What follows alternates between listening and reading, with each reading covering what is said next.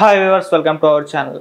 మరి వాళ్ళ పార్లమెంట్ భవన్లోకి కొందరు దుండుగులు దూసుకెళ్ళి స్మోక్ రిలీజ్ చేసిన ఘటన దేశవ్యాప్తంగా కూడా సంచలనం సృష్టించింది. సో గతంలో కూడా 2001లో ఇటువంటి ఘటన రిపీట్ అయింది. సో ఇప్పుడు ఈ ఘటన అసలు ఎందుకు జరిగింది, ఎవరు ఆ దుండుగులు, దీనికి గల రీజన్స్ ఏంటి, ఈ అంశం మీద డిస్కస్ చేయడానికి ప్రజెంట్ మనతో పాటు సీనియర్ జర్నలిస్ట్ జయదేవ్ గారు ఉన్నారు. వారిని అడిగి తెలుసుకుందాం. నమస్కారం సార్. నమస్తే సార్, కొందరు దుండుగులు మన పార్లమెంట్ భవన్లో ఆ మీటింగ్ జరుగుతుండగా వెళ్ళి స్మోక్ రిలీజ్ చేసినాం, ఈ ఘటన చూసాం. సో దేశవ్యాప్తంగా కూడా ఇది సంచలనం అయితే సృష్టించింది. సో ఎందుకు, ఎవరు వాళ్ళు, ఈ ఘటన జరగడానికి గల కారణాలు ఏంటి సార్? అంటే యాక్చువల్గా సరిగ్గా ఇదే రోజు డిసెంబర్ 13, 2001లో పార్లమెంట్ మీద అటాక్ జరిగింది. అఫ్జల్ గురు అనుకుంటా ఆ దాడికి సూత్రధారి. సో కొన్నాళ్ళకు కేసు నడిచిన తర్వాత ఆయనకి కూడా శిక్ష విధించారు. బట్ అప్పుడే ఆ రోజే ఒక 4-5 మట్టు పెట్టారు. బట్ ఆ రోజు కూడా ఒక అంబులెన్స్ లాంటి క్యాన్వాయ్ ఏదో వచ్చి సడన్గా 2-3 గేట్లు దాటుకుంటూ వచ్చేది.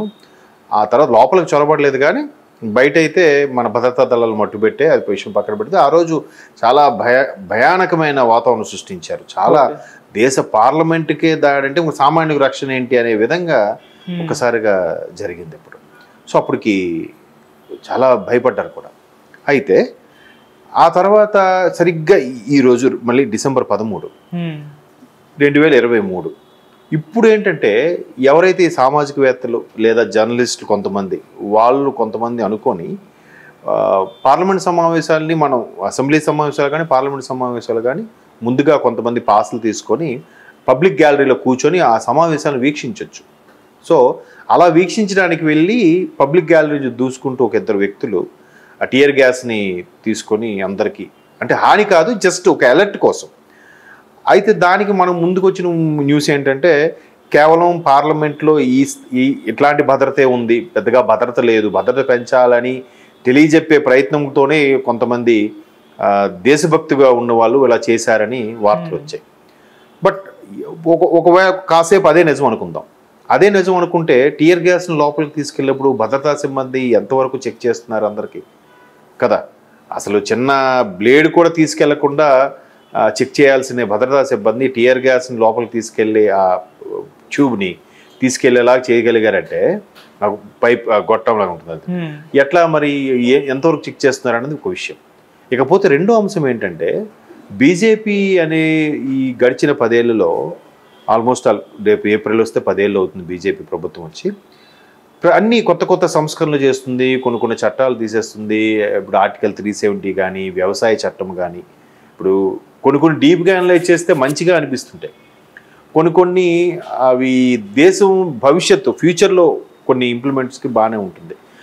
జిఎస్టీకి సంబంధించి కానీ, వ్యవసాయ చట్టం కానీ, 370 కానీ, అలాగే కాశ్మీర్ సమస్య ఏదైతే ఉందో లడాక్ దానికి 2గా డివైడ్ చేసి మళ్ళీ అది సుప్రీంకోర్టులో కేసు కూడా దాన్ని కొట్టించేసేలాగా, తర్వాత రామ మందిరం అయోధ్యకు సంబంధించి ఇప్పుడు కొత్తగా మళ్ళీ ఈసారి కానీ వస్తే ఒక కొత్త రకం సిటిజన్షిప్స్ కొత్త చట్టం కూడా తీసుకొచ్చే ఆలోచనలు. అంటే చుట్టూ ఉండే సరిహద్దుల్లో ఉండే దేశాల నుంచి దాన్ని ఏమంటారు చొరబాటుదారుని కట్టడి చేయడం కోసం కూడా అదొక మంచి ఇదే. బట్ అలాంటి చట్టాలు పెట్టి చాలా మందికి ఇబ్బంది కలుగుతుంది, మైనారిటీలు ఇబ్బంది పడుతున్నారు అనే విధంగా కొంతమంది ప్రభుత్వానికి చెప్పే ఉద్దేశంలో ఈ విధమైన టియర్ గ్యాస్ ప్రయోగంతో ఒక్కసారిగా అలర్ట్ చేసే ప్రయత్నం అయితే చేశారు. అయితే ప్రధాన నాయకులు ఎవరు లేరు, కానీ చాలామంది ఎంపీల సభలో కొలువుదీరున్న సందర్భంలో ఇవన్నీ జరగడం, వాళ్ళకి లోపలికి టియర్ గ్యాస్ ప్రయోగించిన వాళ్ళకి బడితపూడి కూడా జరిగింది. అది కూడా విశేషం ఏంటంటే మార్షల్స్ వచ్చి రాకముందే ఎంపీలు వాళ్ళందరూ బడిత పూజ చేశారు. అందులో మనకి ఆంధ్రప్రదేశ్ ఎంపీ గోరంట్ల గారు కూడా కనిపించారు ఆ వీడియోలో మనం చూస్తే. సో అది ఒక్కసారిగా ప్రభుత్వం పునరాలోచించుకోవాలి. ఇటువంటి చట్టాలు చేసేటప్పుడు ఈ చట్టాల వల్ల కొంతమందికి ఇబ్బంది కలుగుతుందని తెలిపే ప్రయత్నంలోనే చేశారు. అందులో ఒక మేలు ఫిమేల్ కూడా ఉన్నట్టున్నారు అందులో. సో అది అలర్ట్ చేయడం కోసం సరిగ్గా ఈ డేట్ని ఎంచుకొని వాళ్ళు ప్లాన్ చేశారు. ఇక్కడ ప్లాన్ చేశారు బాగుంది, నిరసన తెలియజేశారు బాగుంది, కానీ ఒకవేళ అది కాకుండా ఇంకేదైనా జరుగుంటే పరిస్థితి ఏంటి ఒక్కసారి ఊహించండి. అంటే భద్రతా వైఫల్యాలు ఒక్కసారిగా మళ్ళీ అలర్ట్ అయినట్టు సందర్భాలు కనిపిస్తున్నాయి కదా. ఎంత కీలకమైన వ్యక్తులు ఉంటారు, అసలే నరేంద్ర మోడీ లాంటి వ్యక్తులకి ఎంత థ్రెట్ ఉంటుంది, ఎంత ఇలాంటివి జరిగితే ఒకసారి ఎంతగా భయం వేస్తుందో ఒకసారి ఊహించుకోండి. కాబట్టి అవన్నిటిని దృష్టిలో పెట్టుకొని ప్రభుత్వం జాగ్రత్తగా చర్యలు తీసుకోవాలి. బట్ ఇప్పుడు ఇలా జరిగింది కాబట్టి ఇంకా కొద్ది రోజుల వరకు ఎవరిని పూచికపుల్ల కూడా లోపలికి తీసుకెళ్ళకుండా భద్రత పెడతారు. ఆ తర్వాత మళ్ళీ మామూలు అయిపోతుంటుంది. అదొక పెద్ద మైనస్ మన వాళ్ళకి. అంటే ఎందుకో మరి అది ఆంబర్పాటుగా వెళ్ళిపోయిందో, లేదంటే ఎక్కడున్న వాళ్ళకి ఏమైనా లొంగిపోయారో, లేదంటే వాళ్ళకి అమ్ముడుపోయారో తెలియదు, కానీ జరగడం అనేది కొంచెం విచారకరం విషయం. బట్ ప్రభుత్వానికి తెలియజెప్పే పద్ధతులు చాలా ఉన్నాయి. ట్విట్టర్ ద్వారా ఉంది, సోషల్ మీడియా ఉంది, లేదా బయట ప్లకార్డులు పట్టుకొని కూడా ప్రదర్శించవచ్చు. వాటన్నిటికీ ఆ పార్లమెంట్ పరిధిలో కనుచూపు మేరలో ఎవరికి అవకాశం ఇవ్వరు కాబట్టి, ఒక 2 కిలోమీటర్స్ రేడియస్ వరకు కూడా ఎవరికి ఛాన్స్ ఇవ్వరు కాబట్టి మేబీ ఎవరో సాహసవంతులు ఈ విధంగా చేసుండొచ్చు. బట్ తెలియజెప్పే ప్రయత్నం చేశారు, కానీ భద్రతా వైఫల్యం అయితే కొట్టొచ్చినట్టు కనబడుతుంది. బట్ వాళ్ళు చేసే ఏదైతే చట్టాలు రద్దు చేశారో వాటన్నిటి మీద ఫైట్ చేస్తున్నారో ఆ చట్టాలు కూడా కొన్ని మంచివి. ఇప్పుడు వ్యవసాయ చట్టం ఉంది. వ్యవసాయ చట్టం గురించి నాకు తెలిసి ఢిల్లీలో చాలా రోజులు చేస్తే ఆ రైతులకు సపోర్ట్గా కొన్ని స్వచ్ఛంద సంస్థలు వండుతూ వాటికి తిండి కూడా పెట్టే, వాళ్ళకి పార్సిల్స్ కూడా ఇచ్చాయి. ఆ వ్యవసాయ చట్టం ఎందుకు అంటే, నేను దానికి తప్పో ఒప్పో నాకు తెలియదు, కానీ రైతుల మీద దుమ్మెత్తు పోస్తున్నారు. ప్రధానంగా ఆ పంజాబ్ రైతులకి, రాజస్థాన్ రైతులకి నష్టం అని అంటున్నారు. అంటే దేశంలో క్యాపిటల్ అనేది, దేశంలో ఉండే చట్టం అనేది కేవలం ఉత్తర భారతదేశ రాష్ట్రాలకైనా దక్షిణ భారతదేశ రాష్ట్రాలకి వర్తించదా? అంటే అది వాళ్ళకే వర్తింపజేయాలి అని లేకుండా దేశం మొత్తం మీద ఎక్కడైనా ఒకటే రూల్ పెట్టడం తప్ప?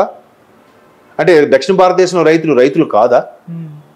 అంటే ఇది ఇప్పుడు నేను ఏ సందర్భంలో మాట్లాడలేదు, ఇప్పుడు ఈరోజు మాట్లాడుతున్నాను.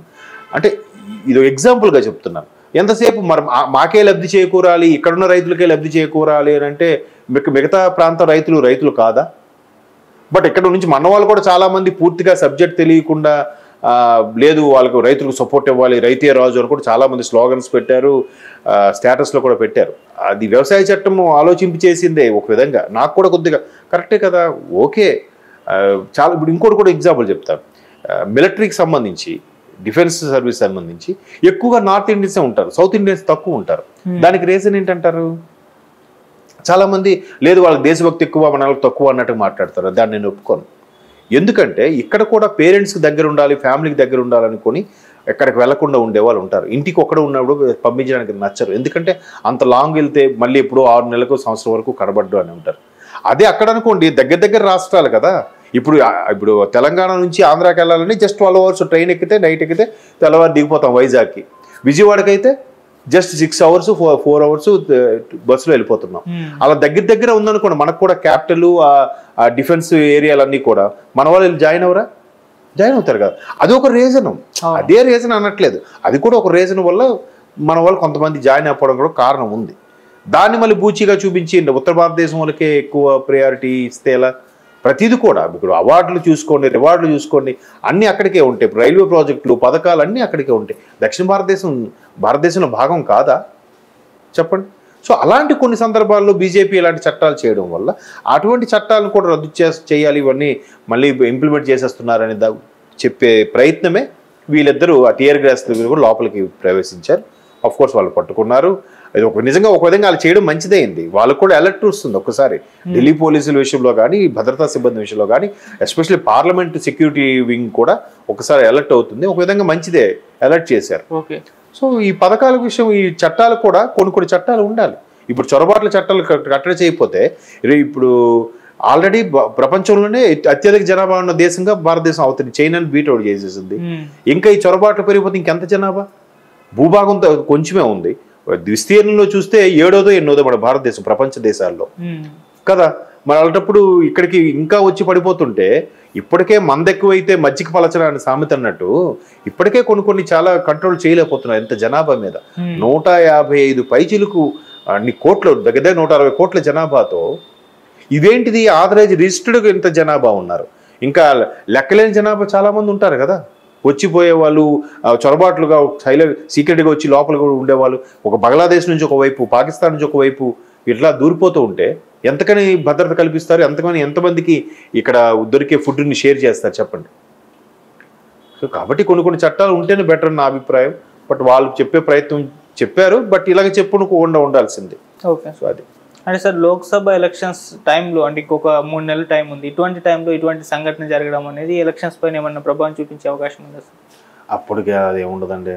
భద్రత వేరు, పార్టీలు వేరు. మేబీ దాన్ని కాంగ్రెస్ వాడుకుండొచ్చు కాక, అది చూద్దాం, ఇంపాక్ట్ మర్చిపోతారు జనాలు, అంత త్వరగా గుర్తుపెట్టుకోరని. మొన్న నైట్ ఏ కర్రీ తిన్నామంటే ఈరోజు గుర్తుండదు మనకి. ఇలాంటి గుర్తుంటే అంటారా? సో మన మీడియా వాళ్ళు ఎవరో మళ్ళీ రిమైన్ చేసి గుర్తు చేస్తే తప్ప ఇంపాక్ట్ ఉండకపోవచ్చు. Let we see. Okay, thank you sir. Thank you.